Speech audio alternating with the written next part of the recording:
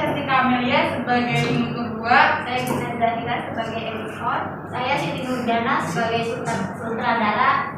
Dan di sini kami akan mempresentasikan foto kami yang berjudul Perlawanan Sultan Hasanuddin. Saya persilakan untuk Inka.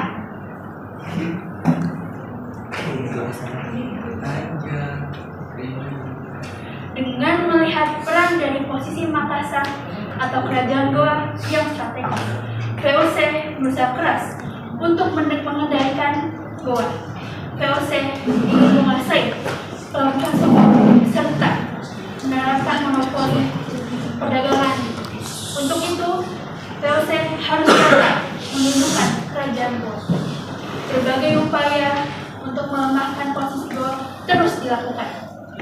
Sebagai contoh, pada tahun 1634, VOC melakukan blokade terhadap pelabuhan Sombau, tapi gagal karena perahu-perahu Makassar yang melakukan penerbangan kecil lebih lincah dan mudah bergerak di antara pulau-pulau. Bahkan dengan menggunakan perahu-perahu tradisional seperti Padewakang, Palari, Sope, dan yang sudah begitu terkenal perahu pinisi, mereka sudah biasa melalui perairan Nusantara. VOC pun merasa kesulitan untuk memburu dan menangkap perahu-perahu tersebut. Oleh karena itu, saat kapal-kapal VOC sedang berpatroli dan menemui perahu-perahu orang-orang Bugis, Makassar, dan yang lain segera ditangkap dan dirusak. Raja Goa Sultan Hasanuddin ingin segera menghentikan tindakan VOC yang anarkis dan provokatif. Sultan Hasanuddin menentang ambisi VOC untuk ingin memaksakan monopoli dia. Seluruh kekuatan dipersiapkan untuk menghadapi VOC. Benteng pertahanan mulai dipersiapkan di sepanjang pantai. Beberapa sekutu Goa mulai dikoordinasikan.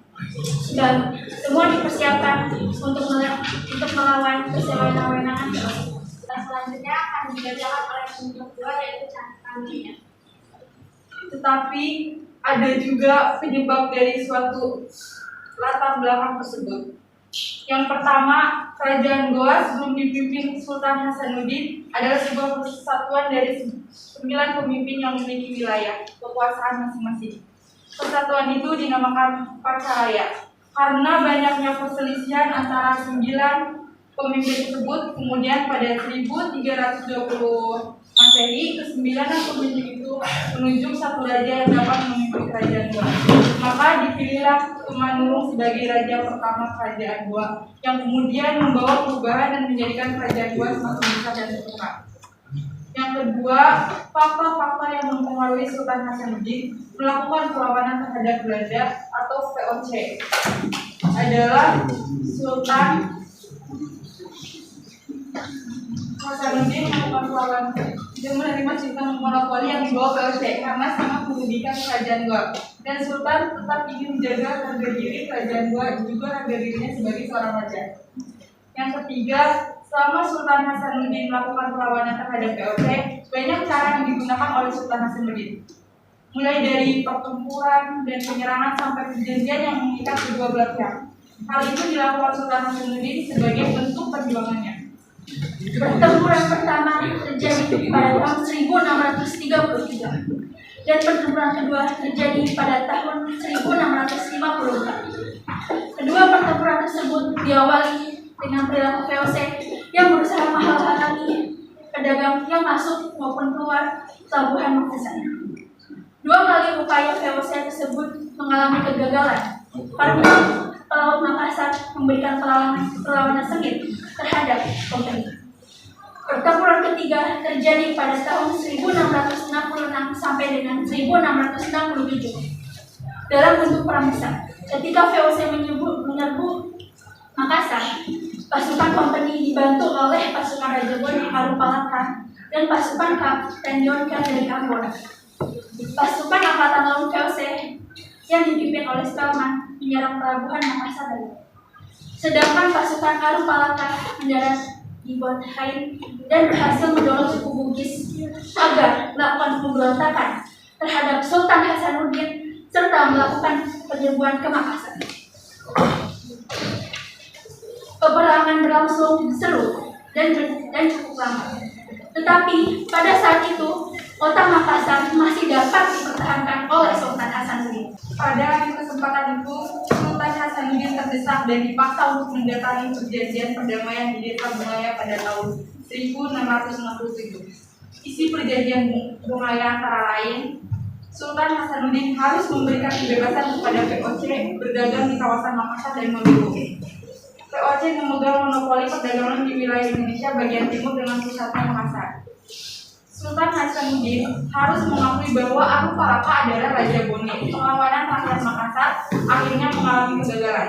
Salah satu faktor penyebab kegagalan rakyat Makassar adalah pemikiran politik adu domba Belanda terhadap Sultan Hasanuddin dengan Abu Faraka. Perlawanan rakyat Makassar selanjutnya dilakukan dalam bentuk lain, seperti membantu Trunojoyo dan rakyat Banten setiap melakukan perlawanan terhadap VOC. Itulah akhir dari sebuah perlawanan Sultan Hasanuddin. Kesimpulan yang dapat kita ambil dari perjuangan Sultan Hasanuddin adalah Sultan Hasanuddin pun dipaksa menandatangani perjanjian Bungaya pada 18 November tahun 1667. Perjanjian tersebut memukul telak Sultan Hasanuddin, di mana ia harus mengakui monopoli VOC yang selama ini ia berkhianat. Selain itu, ia juga harus mengakui Arum Palaka sebagai Raja Bone. Wilayah kerajaan Goa pun dipersempit. Akan tetapi, itu semua tidak serta-merta memadamkan semangat juang Sultan Hasanuddin beserta para pasukannya. Perlawanan-perlawanan masih terjadi pasca perjanjian. Namun sayang, tidak membuahkan hasil yang maksimal, sehingga VOC masih mendominasi di wilayah Sulawesi Selatan. Meski tak bisa mengusir bangsa Barat, hingga akhir-akhirnya Sultan Hasanuddin masih bersikukuh, tidak mau bekerja, tidak mau bekerjasama dengan Belanda. Didikan tersebut dibawa sampai ia wafat pada 12 Juni tahun 1670 di Kabupaten Goa, Sulawesi Selatan. Selama perlawanannya, Sultan Hasanuddin diberi julukan dan yang berarti ayam jantan dari timur, karena semangat dan keberaniannya dalam menentang monopoli yang dilakukan VOC. Pemerintah juga telah menetapkan Sultan Hasanuddin menjadi pahlawan nasional lewat surat keputusan Presiden RI nomor 087 Dekad 1973 sebagai bentuk penghargaan atas perjuangan beliau dalam mempertahankan harga diri bangsa. Nama Sultan Hasanuddin pun digunakan menjadi nama Universitas Negeri atau Universitas Hasanuddin, dan juga nama bandar udara di Makassar, Bandara Sultan Hasanuddin. Tak lain pula ada hikmah dari sebuah perjuangan Sultan Hasanuddin, yaitu 1. Sikap kegigihannya sampai akhir hayat. 2. Sangat mempertahankan harga diri bangsa. 3. Semangat dan keberaniannya dalam menentang monopoli yang dilakukan VOC. Terakhir, 4. Semangat juang Sultan Hasanuddin beserta pasukannya dalam perlawanan VOC. Saran dari peristiwa adalah 1. Generasi penerus bangsa diharapkan mampu mencontoh semangat berjuang Sultan Hasanuddin dalam mempertahankan kerajaannya dan tetap gigih pendirian dengan tetap melawan segala bentuk kegiatan VOC yang membahayakan kesejahteraan rakyat. Selain itu, sifat Sultan Hasanuddin yang taat beragama dan baik dalam akhlak juga patut dicontoh. 2. Banyak sekali kekurangan dan kesalahan yang terdapat dalam skripsi ini. Namun, demikian besar harapan penulis bahwa skripsi ini mampu dijadikan motivasi serta bahan acuan dalam mengembangkan ilmu sejarah, khususnya sejarah tokoh serta dapat menambah khazanah keilmuan untuk dijadikan referensi mengenai perlawanan Sultan Hasanuddin terhadap VOC 1660 sampai dengan 1670. Berikut ini yang kami dapatkan tentang perlawanan Sultan Hasanuddin. Sekian presentasi dari kami. Sebelumnya mohon maaf. Di sini ada yang mau bertanya, ingin bertanya.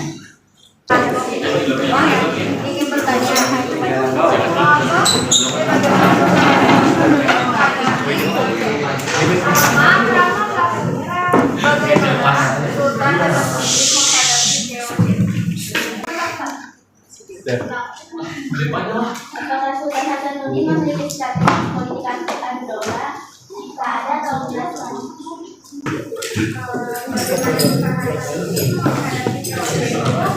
Dengan mengawali perlawanan di bawah komando Sultan Hasanuddin, pasukan kerajaan Goa yang terkenal dengan kepatuhan armada lautnya melakukan ibadah bersama dan bersama kerajaan-kerajaan lainnya untuk menentang dan melawan Persia.